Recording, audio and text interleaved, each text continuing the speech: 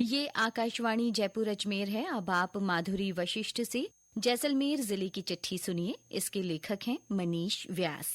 बीते महीने सर्दी बढ़ने के साथ ही स्वर्ण नगरी जैसलमेर में पर्यटन सीजन की शुरुआत से जुड़ी खबरें, प्रवासी पक्षियों का आगमन तथा सामाजिक, सांस्कृतिक और सरकारी आयोजनों के समाचार सुर्खियों में रहे।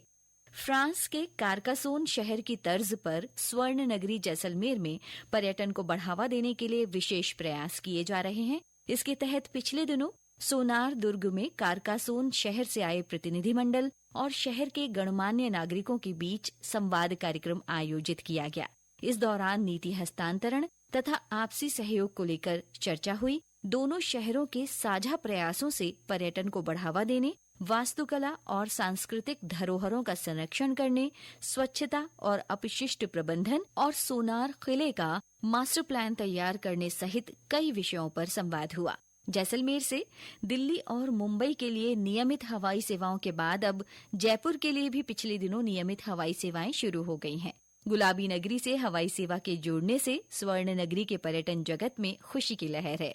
नियमित हवाई सेवा से सरकारी अधिकारियों के साथ ही विभिन्न कंपनियों के प्रतिनिधियों तथा देशी विदेशी सैलानियों के समय की बचत होगी। देशी विदेशी सैलानियों को सुरक्षा और सहायता प्रदान करने के लिए जिले में इन दिनों ऑपरेशन वेलकम चलाया जा रहा है।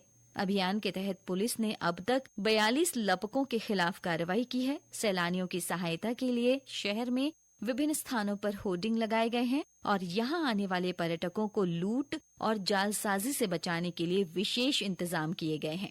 केंद्र सरकार की ओर से चलाए जा रहे बाल विवाह मुक्त भारत अभियान के तहत जिले में विभिन्न जागरूकता गतिविधियां रखी गईं। इस दौरान जागरूकता रैली और गोष्ठियां आयोजित की गईं। जिला विधिक सेवा प्राधिकरण की ओर से लोगों को जैसलमेर को बाल विवाह मुक्त बनाने का संकल्प दिलाया गया। केंद्रीय जल शक्ति राज्य मंत्री डॉक्टर राजभूषण चौधरी 3 दिन की यात्रा पर जिले के दौरे पर रहे। श्री चौधरी ने चांदन ग्राम पंचायत में थार पारकर प्रशिक्षण और अनुसंधान केंद्र का निरीक्षण किया। इस दौरान उन्होंने गायों के स्वास्थ्य और उनके पोषण तथा दूध की गुणवत्ता की जानकारी ली। सीमा सुरक्षा बल का 60वां स्थापना दिवस समारोह पूर्वक मनाया गया। इस अवसर पर परमाणु नगरी पोकरण में तिरंगा रैली निकाली गई।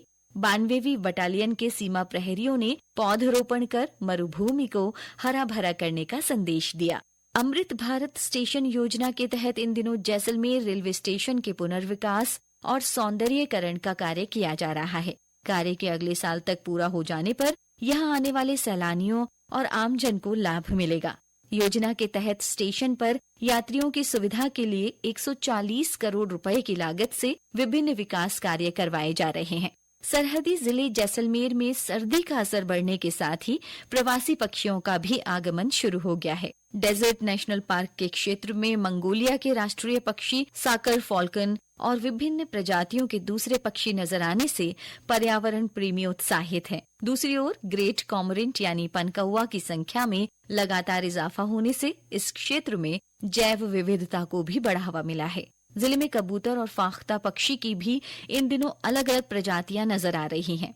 जिले में वृक्षारोपण अभियानों के कारण विभिन्न प्रकार के कबूतरों की मौजूदगी देखने को मिल रही है। वहीं इस सीजन में हुई अच्छी बारिश से जलाशयों में पानी की भरपूर आवक हुई है। इसके चलते पक्षियों को भोजन की उपलब्धता हो रही है। जिले में लंबे अंतराल के बाद गिद्धों की उपस्थिति देखी जा रही है। जिले के धोलिया और भादरिया गांवों के ओरण के साथ ही राष्ट्रीय मरु उद्यान में भी गिद्धों के झुंड नजर आए हैं। इस साल अब तक यूरेशियन ग्रीफान, हिमालयन ग्रीफान और सिनेरियस वल्चर प्रजाति के गिद्ध देखे गए हैं। जैसलमेर में इस बार टिड्डी को लेकर राहत भरी खबर सामने आई है।